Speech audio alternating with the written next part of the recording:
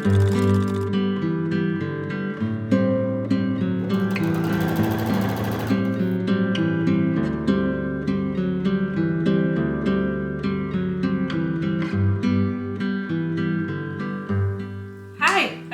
the Delafield Quilt Company, and welcome back if you are returning for the sew along. If you're just checking out the sew along, welcome. We did have block 1, which was put out last week.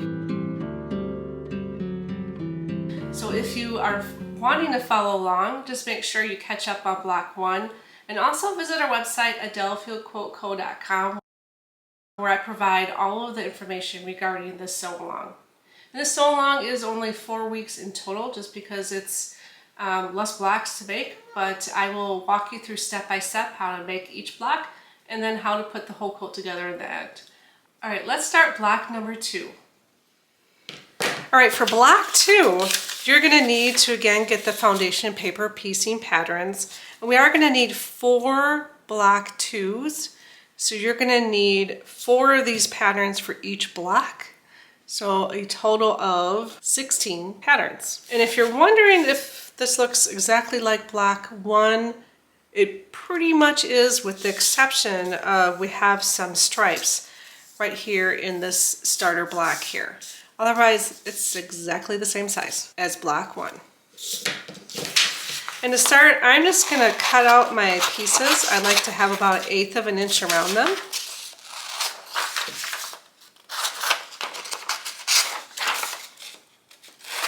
And I did print these on foundation paper piecing. And if you're just catching up to the summer sew along, you want to make sure that you check out block number 1 and the intro, where I show you where to find everything. I've got all the patterns on the website. I've got these little cards that you can use for your pieces. And just anything related to this sew along, you'll find at delafieldquiltco.com under 2026 quilt alongs.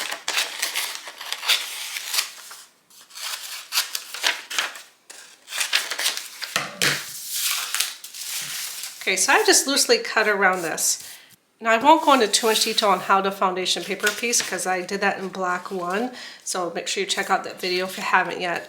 But basically, I need to match up the pieces with the sections here, and I did label all of the cuts with whatever sections they are. So you see, like here I use W1.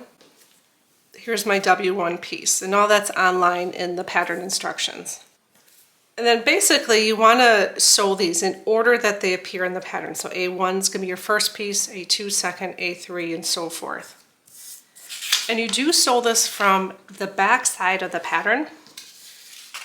And your first piece always starts with right side up. So my first piece is going to be, it's A1, and I'm going to use a W1.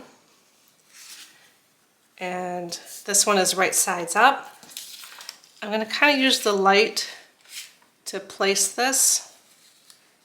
And when you're placing it, you want to make sure that your piece goes all the way around the edge, because you're going to need a 1/4 inch around there for a seam allowance.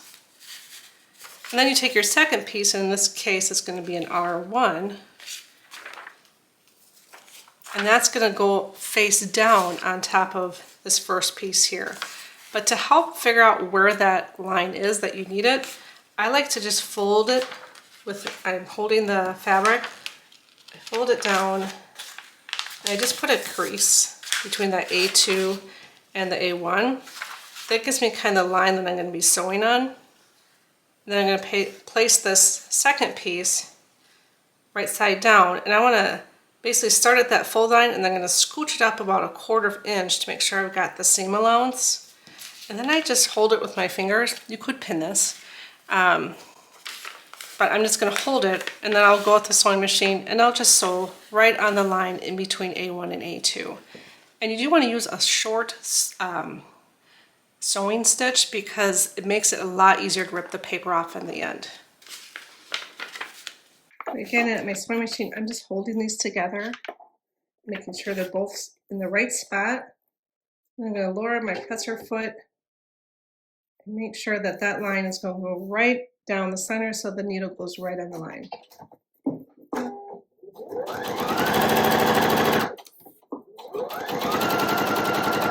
Then I'm just slowing down before I get to the intersection here, just so I can go a stitch at a time. And I'm going to just do my best to land right on that line there. Cut my string, and then I've got my first piece sewn. And I do like to trim in between these, and I just do that by folding back the foundation pattern. And I just do this right at my machine, and I just trim to about a 1/4 inch from where it's sewn. And then I just press it open, and I get ready to sew on the other pieces. And I got that sewn, and now I'm just going to sew on A3, which is another W1.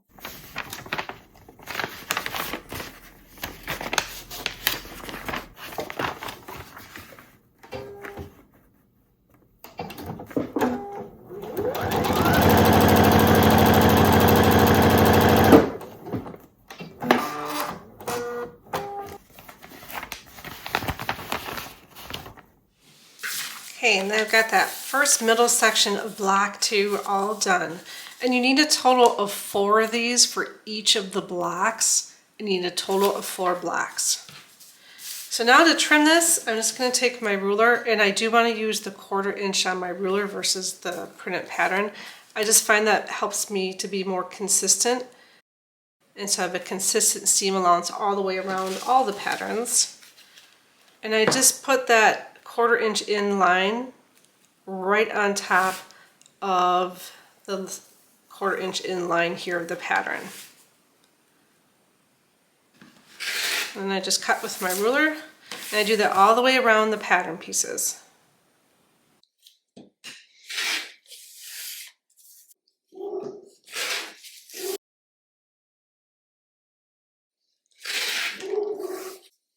And then the other part of the pattern are just these 2 triangles here, and how those come together, one on each edge here, and that will make you 1/4 of that block. And here's what that finished block looks like. You can see here we've got this piece here, and we've got our triangle pieces. So pretty much the same as block 1, except you have these red and white stripes in the corner. All right, so that was block 2. And next week is going to be the borders for the quilt. So I will see you next week. Have a nice day.